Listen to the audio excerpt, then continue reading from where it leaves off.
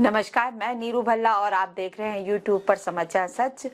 और जैसा कि आपको ज्ञात ही है कि हमारे चैत्र माह के नवरात्रे प्रारंभ होने वाले हैं और हर किसी को एक उत्सुकता रहती है कि कैसा रहेगा देश दुनिया के लिए ये वर्ष, कैसा रहेगा और हमारे लिए कैसा ये वर्ष रहेगा। सभी राशियों के लिए ये होता है।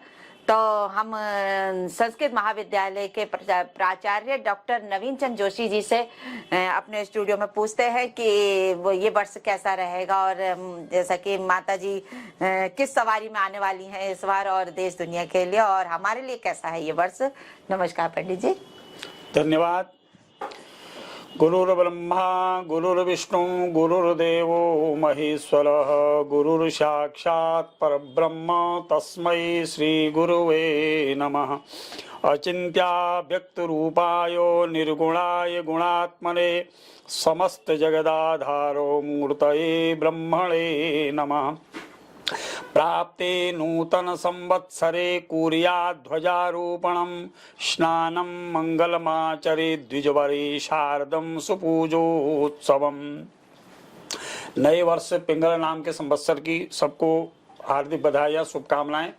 जैसा कि हमारे शास्त्रों के अनुसार कहा जाता है, नूतन संवत्सर के अवसर पर घर में ध्वजारोहण करना, मंगल स्नान करना और पंचांगस्य फलम श्रुत्वा, पंचांग के फल को सुनने से समस्त मनोकामनाएं पूर्ण होती हैं। तो जो नया संवत्सर हमारा आ रहा है, जो संवत 2080 हमारा प्रारंभ होगा श्री साके 1945 और इसी दिन हम जो है कितना कलयुग बीत गया, कितना कलयुग ने भोग करना है, सृष्टि का आरंभ कब से हुआ, कितना शेष रह गया, तमाम शास्त्रीय जानकारी। क्योंकि बहुत लंबा विषय न लेकर के संक्षिप्त में, क्योंकि बहुत संक्षिप्त में पंचांग का जो इस वर्ष का फल है पिंगल नाम के संवत्सर का, तो हम इसको एक सूत्रात्मक रूप में यानी एक पूरे पंचांग का वर्ष भर का सिंहावलोकन रूप में संक्षिप्त में इसको सुन करके हम उसको फल की प्राप्ति करें।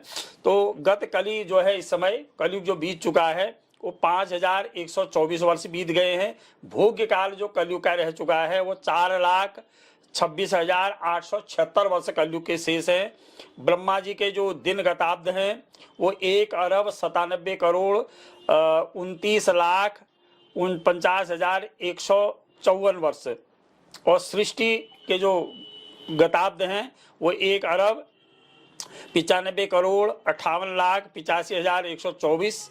तो इस प्रकार से ये तो प्रमाण है। इसके बाद कलयुग का जो प्रमाण है हमारे शास्त्र के अनुसार 4,32,000 कलयुग की आयु बताई गई है। और जिसमें से मैंने बताया कि गत कली जो है 5,124 वर्ष बीत गए हैं, 4,26,000 इतना शेष है। तो कलयुग का ही दुगना कलयुग, अगर कलयुग के मान को यानी 4,32,000 को हम दुगना करें तो द्वापर युग का प्रमाण बताया गया है, यानी 8,64,000 ये द्वापर युग का प्रमाण है। इतने वर्ष का द्वापर युग होता है। कलयुग के ही वर्षों को त्रिगुना करें तो 12,96,000 ये त्रेता युग का प्रमाण है और उसको ही 4 से गुणा करें कलयुग के वर्षों को तो 17,28,000 ये सतयुग के प्रमाण रहते हैं। तो इस प्रकार से ये हमारे यहाँ जो गणना है शास्त्र के अनुसार इस प्रकार से गणना दी गई है। तो इस बार जो है वो पिंगल नाम का संवत्सर पंचांगों में दिया गया है। तो जो पिंगल नाम का संवत्सर है, प्रभवादि जो 60 संवत्सर है, उन 60 संवत्सरों में पिंगल नाम का जो संवत्सर आता है तो उसका फल पंचांगकारों ने बताया है विविध अपने अपने मतों के अनुसार। जैसे पंचांग में जगमोहन के मत के अनुसार है, पीड़िता मानवा सर्वे कुंजराश्च चतुरंगमाः विनश्यन्ति वृषाच्छागा तस्करा नटनाटिकाः देशभंगम च दुर्भिक्षम राजा क्रोध परस्परम समर्गम मध्य देशे च पिंगलाब्धे न संशय। और दूसरा पिंगलाब्धे त्वद्भीतिर मध्य सस्यार्ग वृष्टयः राजानो विक्रमाक्रांता भुंजते शत्रुमेदनी। अर्थात पिंगल नाम का जो संवत्सर होगा उसमें थोड़ी अतिवृष्टि भी होगी, फसलों को जो टिड्डी आदि ये है कीड़े मकोड़े इनसे थोड़ा नुकसान भी होगा। देश में की सीमाएं यानी पश्चिमी देशों में कुछ देशों में सीमाएं जो हैं शिथिल हो सकते हैं, आक्रमण हो सकता है और कुछ लोग मानव जो है नाना प्रकार के रोगों से व्याधियों से पीड़ित हो सकते हैं। तो इस प्रकार का पिंगल नाम का जो संवत्सर है उस संवत्सर का फल कुल मिला करके कुछ देशों के लिए मध्यम और कुछ देशों के लिए अच्छा रहेगा, यानी कुल मिलाकर के सामान्यतः उसका फल रहेगा। तो इस वर्ष के जो राजा हैं वो बुध हैं, यानी हर वर्ष के हिसाब से संवत्सर के दिन जब संवत्सर आता है तो इस बार संवत्सर का यानी वर्ष का जो आरंभ हो रहा है वो उस समय मीन राशि, यानी मीन राशि में चंद्रमा है तो मेष सिंह धन राशि को वर्ष अपेट रहेगा। अपेट का मतलब है कि चंद्रमा अपेट रहेगा। तो मेष और सिंह और धन राशि जिनकी भी हैं तो वर्ष उनके लिए अनुकूल रहे, इसके लिए भगवान शिव की आराधना करें। और हमारे शास्त्रों के अनुसार जैसा कहते हैं कि कहीं कोई अमंगल है तो उस अमंगल को मंगल करने की क्षमता भगवान भोले बाबा में है, शिव जी की आराधना करें, रुद्राभिषेक वगैरह करें तो उनका भी जो दोष है, अपेट दोष है, वो दूर हो जाएगा। तो शास्त्रों के अनुसार, ज्योतिष पंचांगारों के अनुसार बुध जब राजा बनते तो पृथ्वी में स्थिति क्या होती है, जैसा राजा वैसी प्रजा। तो राजा के अनुकूल ही प्रजा का पालन पोषण वगैरह होता है। तो बुधस्य राज्ये सजलम महीतलम ग्रहे ग्रहे तूर्य विवाह मंगलम प्रकुर्वते दान दयाम जनोपि स्वस्थम सुभिक्षम धन धान्य संकुलम। तो बुध जब राजा बनते हैं तो पृथ्वी में जल की कमी नहीं होती, घर घर में मांगलिक कार्य होते हैं, दान धर्म दयादि वगैरह बढ़ते हैं, सब लोग स्वस्थ रहते हैं। तो बुध के राजा होने से एक चीज ये हो सकती है, क्योंकि बुध हमारे ग्रहों में सौम्य ग्रह माने जाते हैं, तो बुध के राजा होने से विशेषकर हम अपने भारत की आर्थिक दृष्टि को, राजनीतिक दृष्टि को और भौगोलिक सीमाओं को अगर हम देखें, राज्य की सीमाओं को देखें तो कई हद तक सुरक्षित रहेंगी। और राज्य में हमारी जो यानी कृषि जो है, वाणिज्य इत्यादि जो है वो स्थिर रहेगा, अच्छा वृद्धि में वो रहेगा। और उसके साथ ही देखिए शुक्र जो है इस बार के मंत्री हैं, और बुध राजा हो गए, दैत्य गुरु शुक्राचार्य जो है इस समय मंत्री बने हुए हैं। तो भृगुसुते ननु मंत्री पदे गते सलभ मूषक रोहिष भवति धान्य समर्ग क्षमामलम जनपदेषु जलम सरितोधिकम। तो जब शुक्र मंत्री होते हैं थोड़ा भय बना हुआ रहता है, मूषक टिड्डी आदि अगर इनकी वृद्धिता ज्यादा होती है, धान्य इत्यादि वगैरह सस्ता होता है, यानी ज़्यादा महंगाई नहीं रहेगी, महंगाई की जो मार है वो कुछ हद तक थोड़ा सा कम हो जाएगी।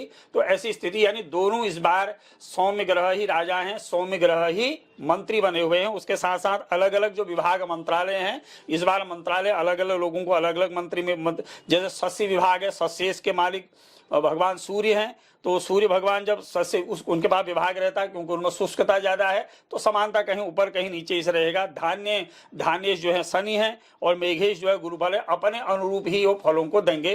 तो ये तो हमारा पूरा उसकी कैबिनेट का फल हो गया, यानी पिंगल नाम का संवत्सर। और राजा जो बने हैं, राजा के गुण के अनुरूप ही प्रजा का पालन होगा, क्योंकि बुध राजा है। तो ईशान कोण में जो हमारे यहाँ पूजा की जाती है तो कहते बुध जो है ईशान कोण के मालिक होते हैं। तो ईशान आदि पूर्वी और ईशान के जो देश है वहाँ कुछ हद तक समृद्धि रहेगी। शुक्र जो है पूरब दिशा के मालिक होते हैं।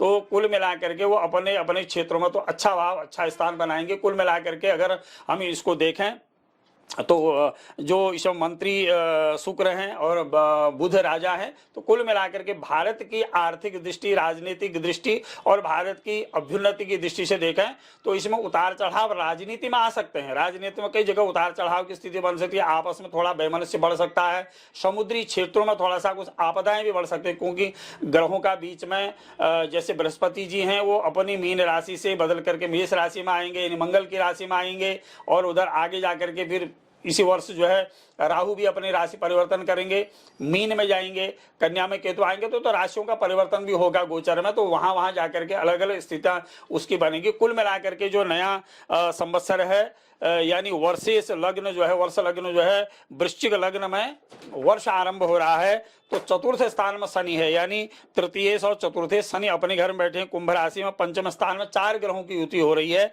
और छठे घर में जो है राहु और शुक्र की युति। अष्टम भाव में लग्नेश और षष्ठेश गए हुए हैं, यानी मंगल। तो कुल मिलाकर के पूरे वर्ष का अगर हम देखें तो भारतीय दृष्टि से एशियाई देशों में तो इसका ज्यादा कोई प्रभाव नहीं रहना है। पश्चिमी देशों में कुछ युद्ध की स्थिति बन सकती है, तनाव की स्थिति बन सकती है, कोई जनहानि हो सकती है, भूकंप आदि बढ़ सकते हैं। विशेषकर समुद्री क्षेत्रों में रहने वाले जो भी लोग हैं वहां कुछ प्रकार की ऐसी अदैविक आपदाएं भी होने की संभावनाएं, ये पूरे ग्रहों का जो वर्षफल हो रहा है ये इस तरह का दिखा रहा है। भारत में भी ऐसी स्थिति कुछ स्थानों में हो सकती है। रोग में थोड़ा सा अभिवृद्धि हो सकती है, लेकिन भारत की दृष्टि से देखा जाए तो राजनीतिक स्थिरता बनी रहेगी। और धन धान्य की दृष्टि से भी हम देखें, प्रौद्योगिकी के क्षेत्र से देखें और धन धान्य की दृष्टि से देखें, व्यापार की दृष्टि से भी देखें, तो भारत कुछ हद तक इसमें बहुत अच्छा रहेगा। पिंगल नाम का जो संवत्सर है भारत की दृष्टि से बहुत बढ़िया रहेगा। तो संवत्सर जो अपेड है वो मेष सिंह धन राशि को है। और विषुवत जो संक्रांति है, विषुवत संक्रांति इस बार मिथुन राशि, तुला राशि और कुंभ राशि के लिए अपेट रहेगी। और विशेषकर लोगों को रहता है कि संक्रांति किसके दाएं पैर गई है, किसके बाएं पैर गई है। तो और जगह तो सिर में जाना, दाएं जाना, ये सब शुभ माना जाता है। केवल वाम पाद में संक्रांति का जाना थोड़ा सा अशुभ माना जाता है।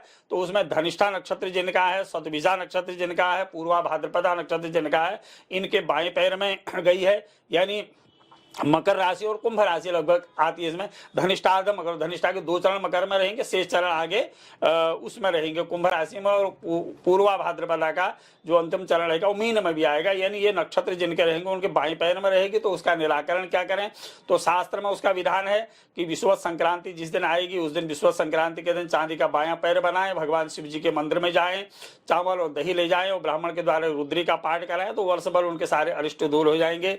और दूसरी सबसे बड़ी बात है कि देखो, वर्ष आरंभ होता तो चैत्र नवरात्र से आरंभ होता है। और क्योंकि हमारे यहाँ माना जाता है कि सब कुछ आधारभूता जगतस्तुमेका मही स्वरूपेण यतस्थितासी अपाम स्वरूपस्तुतिया त्वयेतद्दाप्यायते कृष्णमलंग वीर्ये।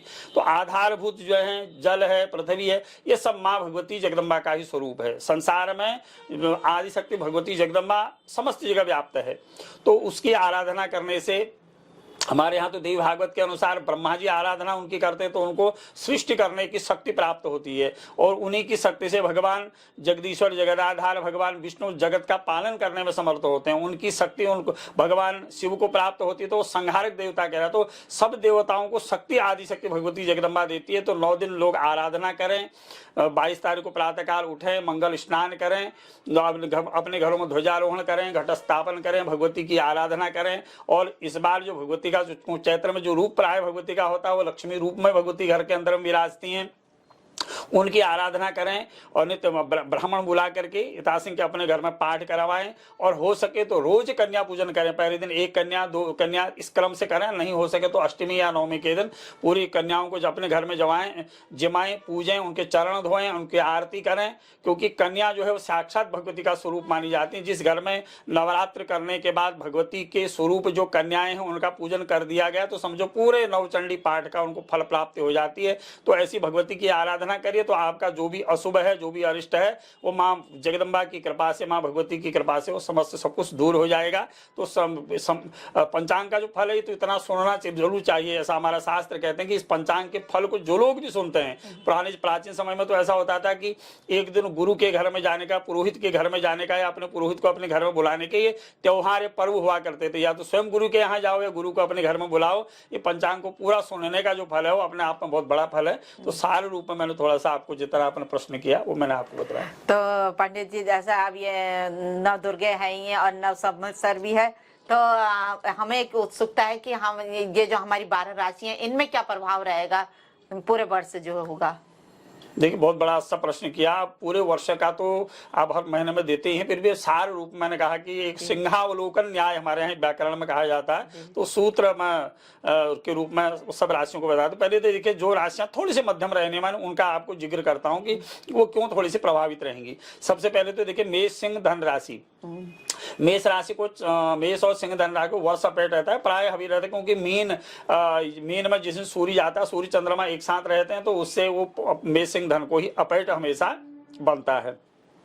मेष सिंह धन राशि वालों के लिए थोड़ा सा वर्ष अपेट होने के कारण वो थोड़ी सी आराधना करें, तभी उनका जो अमंगल है या थोड़ा सा व्यवधान है वो दूर होगा। तो मेष सिंह धन राशि के लिए स्वतः ही थोड़ा सा कमजोर स्थिति रहेगी।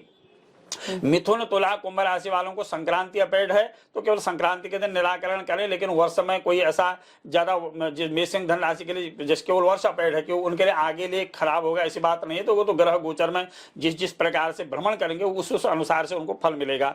तो 3 राशि तो मेष सिंह धन होगी, मिथुन तुला कुंभ हो गई विश्व संक्रांति, और इधर धनिष्ठा शतभिषा ये नक्षत्र हो गई जिनमें वामपाद गई है।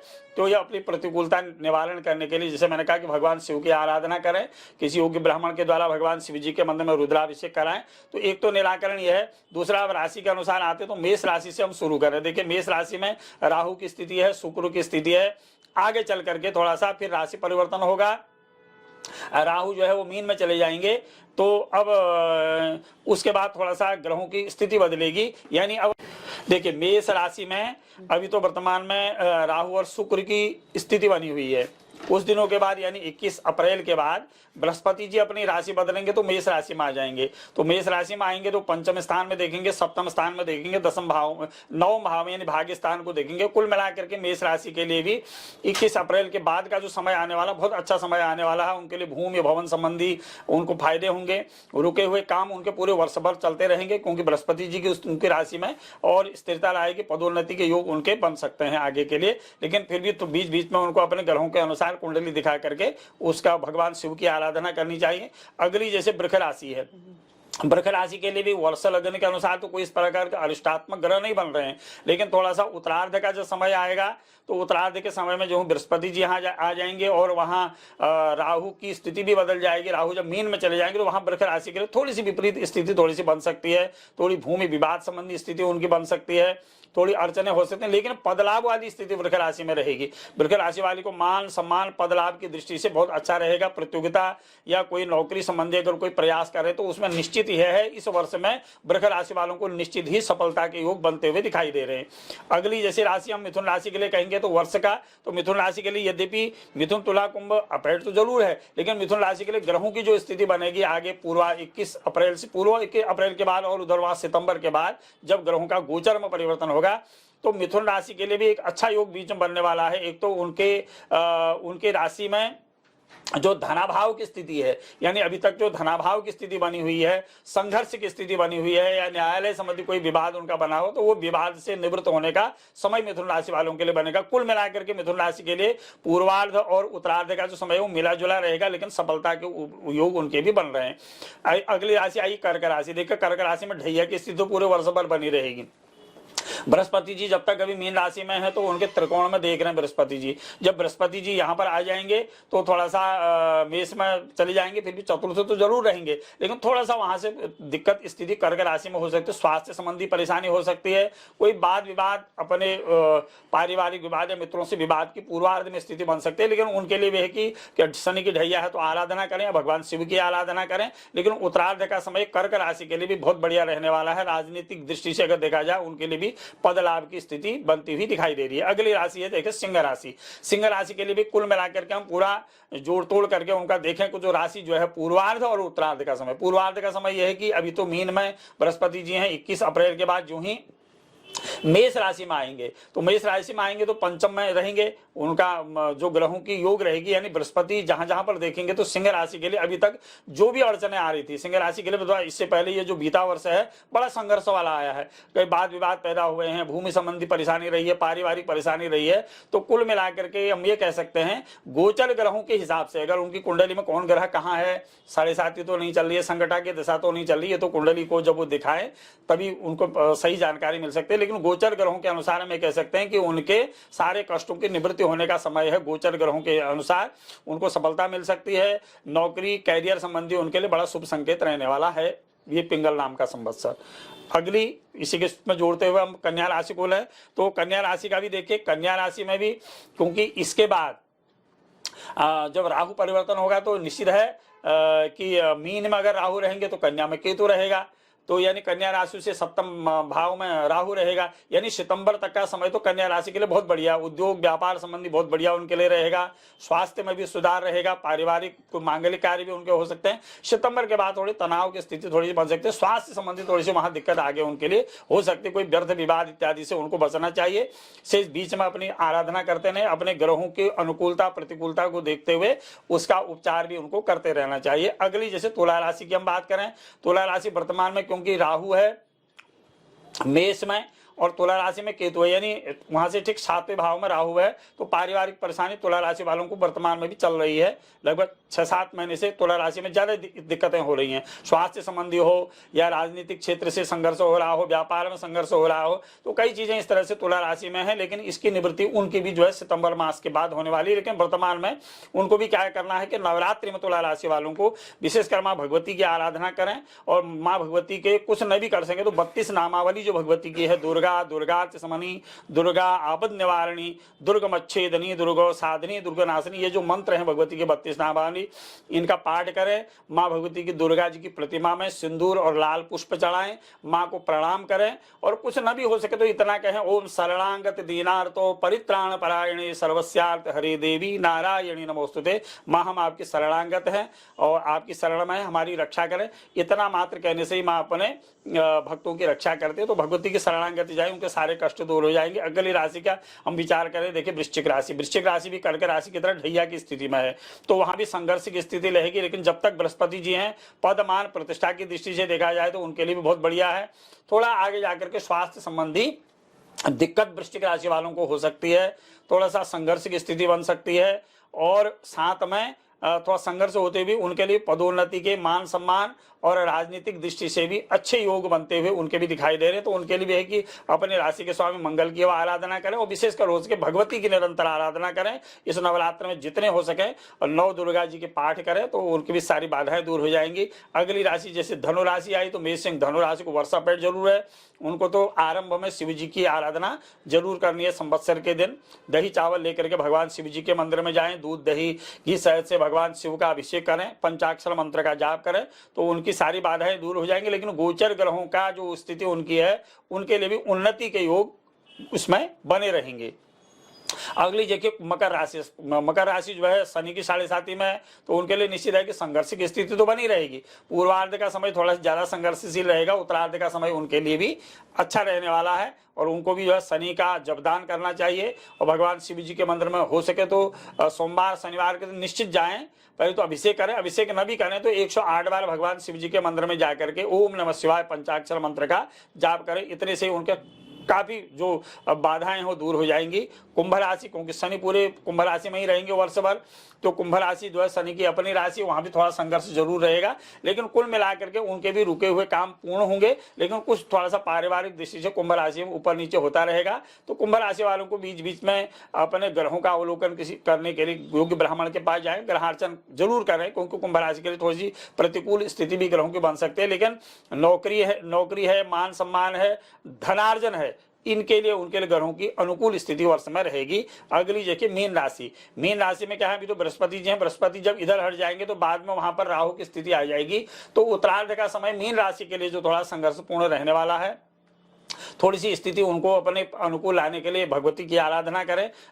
भगवती इस नवरात्र में घर में दिया जलाएं, घी का दिया जलाएं, कवच अर्गला कीलक का पाठ करें और भगवती की आराधना करें, नवारण मंत्र का जाप करें, तो उनकी भी सारी बाधाएं दूर हो जाएंगी। तो मकर, कुंभ, मीन, इन 3 राशि वालों को तो अपने वर्ष में इस वर्ष में एक बार शनि के मंदिर में शनि पूजन, शनि का दान इत्यादि वगैरह करने से उनकी सारी बाधाएं दूर हो जाएंगी। देखिए एक तो ये तो गोचर ग्रहों का एक संक्षिप्त मैंने एक सार बताया, और शेष ग्रहों के बलाबलों को जानने के लिए कैसा वर्ष रहेगा, क्या वर्ष रहेगा, इसके लिए तो हमारे यहाँ ज्योतिष में कहते हैं, इसलिए जो कुंडली जो बनाई जाती है उसको बार बार अच्छी ज्योतिषी के बाद ले जाकर के अपने पूरा ग्रहों को, जैसे वर्ष में एक बार हम पूरा पंचांग, अब ये तो सब सुनते हैं कि कितना कलयुग कितना क्या है, लेकिन अनादिकाल से हम इतना जरूर सुनाते हैं कौन सा संवत्सर चल रहा है, कौन सा साके चल रहा है, कितना कलयुग बीत गया, कितना कलयुग आएगा, लेकिन बताते जरूर है। पंचांग में लिखा रहता है, हर पंचांग में लिखा है, एक बार लिख देते तो पर्याप्त हो जाता है, लेकिन हर बार सुनना चाहिए। तो अपनी कुंडली का भी फलादेश योग्य ब्राह्मण के द्वारा जाकर के अपने गुरु के पास जाकर के पूछना चाहिए, उसके अनुरूप ही निदान करना चाहिए। ये तो मैंने संक्षिप्त बताया कि 2 चीजों की आराधना जो भी करते हैं, भगवती की आराधना,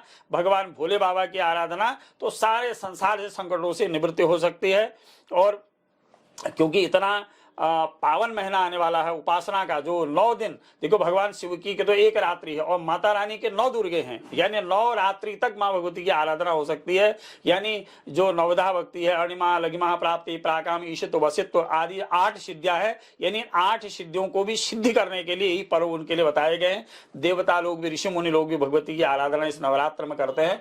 तो हमें भी भगवती की आराधना विधि विधान से करना चाहिए। और विधि तो बहुत लंबी है, कुछ न भी कर सके तो माँ के दरबार बाजार में जाकर के दिया जला करके उसके नाम मंत्र का जाप करें, इसी से ही सिद्धि प्राप्त हो जाती है। तो आप सभी लोगों को नए पिंगल नाम के संवत्सर की बहुत बहुत बधाइयाँ, शुभकामनाएं। और आपके चैनल के माध्यम से आपकी पूरी टीम को, पूरे देश में जो भी लोग इस चैनल के माध्यम से सुनते हैं उनको इस पिंगल नाम के संवत्सर की बहुत बहुत शुभकामनाएं। आपके लिए संवत्सर शुभ रहे, मंगलमय रहे। भगवान आशुतोष, भगवान शिव और माँ भगवती जगदम्बा सदैव आप सबकी रक्षा करें। धन्यवाद पंडित जी। और ये था, देखिए, हमारा जो नव संवत्सर आ रहा है उसका पंचांग था, जैसा आज आपने सुना, जिसका बहुत ही शुभ फलदायक होता है। तो इसी तरह हमारे साथ चैनल में जुड़ने के लिए आप हमारा चैनल को लाइक करिए और सब्सक्राइब, और हाँ, बेल आइकन का बटन दबाना ना भूलें।